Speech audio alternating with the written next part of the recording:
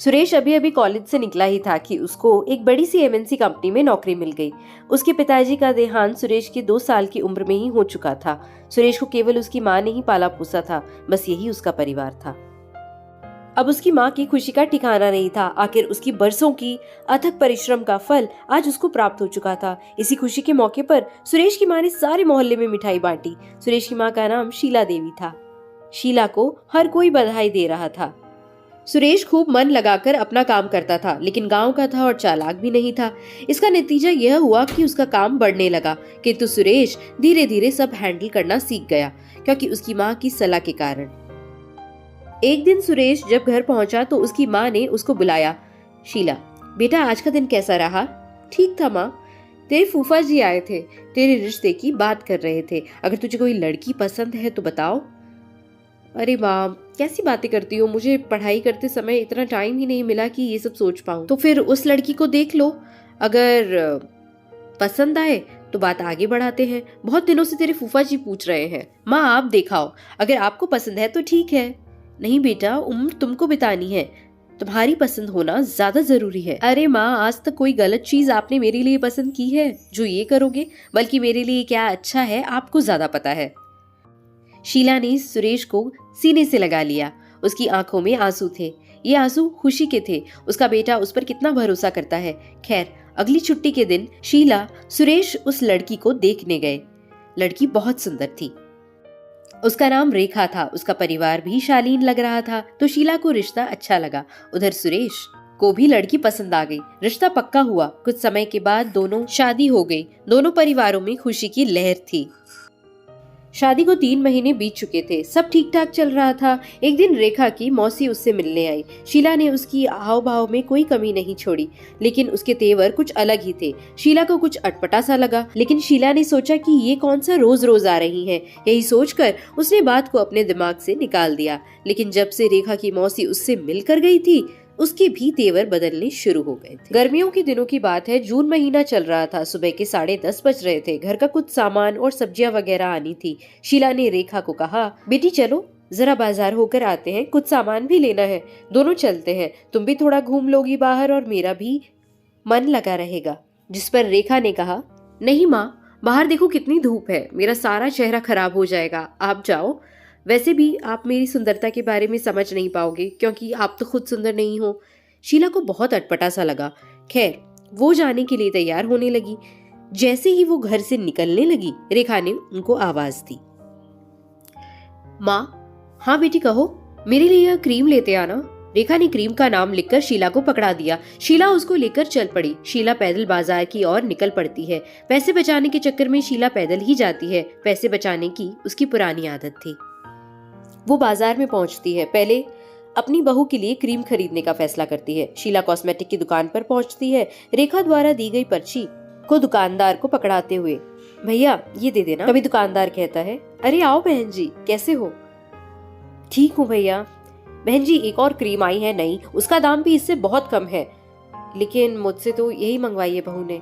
ये सस्ती वाली ले जाओ, अच्छी है। बहू एक बार लगाएगी तो उस महंगी क्रीम को भूल जाएगी। ठीक है भैया, दे दो फिर।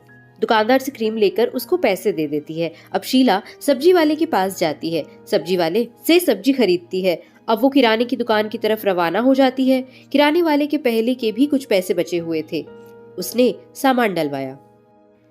दुकानदार, बहन जी और बताओ सुरेश कैसा है? ठीक है भैया, आपकी दुआ से। और बहू, वो तो ठीक रहती है, सुना है उसकी मौसी आई थी। बहू भी ठीक है। हाँ, आई तो थी एक दिन। बहन जी जरा संभाल कर रखना बहू को उससे। शीला ने पूछा, क्यों, क्या हुआ? उसका ससुराल मेरी मौसी के पड़ोस में ही है। पूरे मोहल्ले में झगड़े पड़वा रखे हैं उसने। तो भैया पहले क्यों नहीं बताया? हम रिश्ता ही नहीं करते।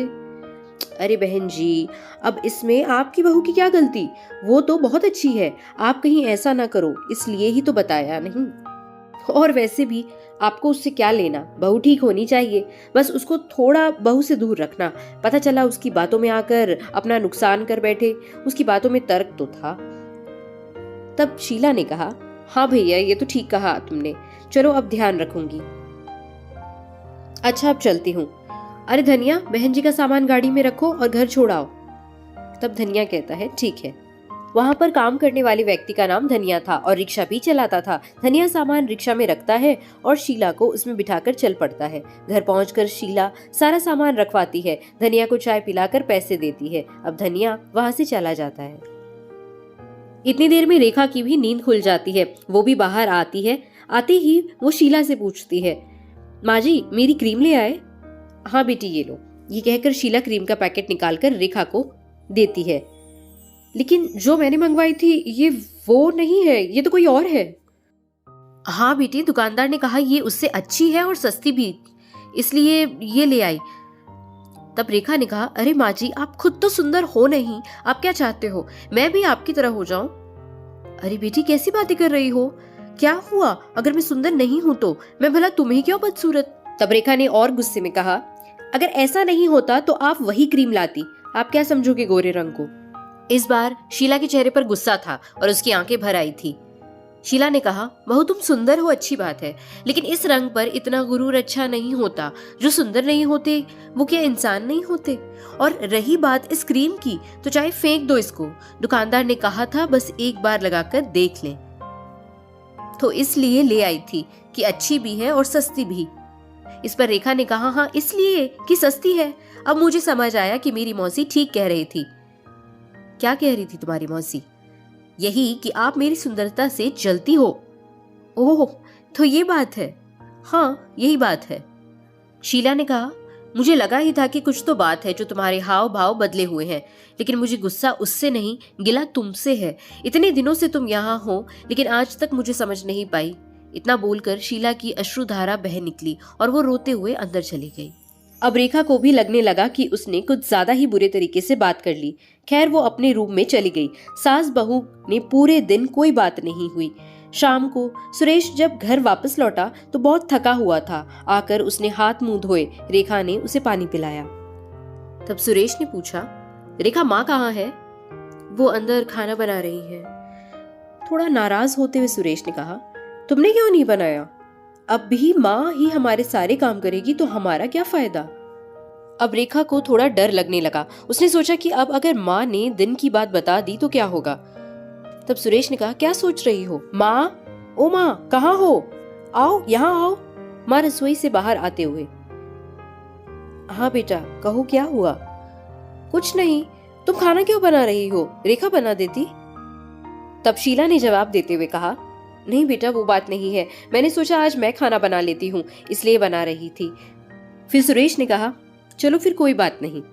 सभी खाना खाते हैं, अपने अपने कमरे में सोने चले जाते हैं। सुरेश भी माँ और रेखा दोनों को देखकर समझ चुका था। उसे अंदेशा हो गया था कि आज कुछ तो जरूर हुआ है इन दोनों के बीच। सोते समय सुरेश रेखा को पूछता है, रेखा क्या बात है? माँ कुछ मायूस सी लग रही है आज। कुछ नहीं बस ऐसे ही।